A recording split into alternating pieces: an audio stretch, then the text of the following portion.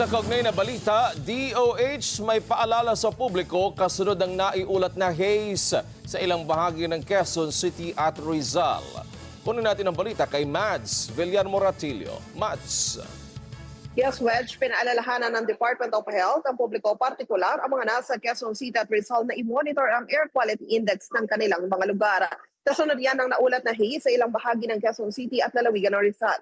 Payo ng DOH lalo sa mga taong sensitibo sa air pollution gaya ng merong asthma, emphysema, chronic obstructive pulmonary disease at iba pang kalintulad na sakit na palaging ihanda ang kanilang mga gamot para maggamit batay na rin sa payo ng kanilang doktor.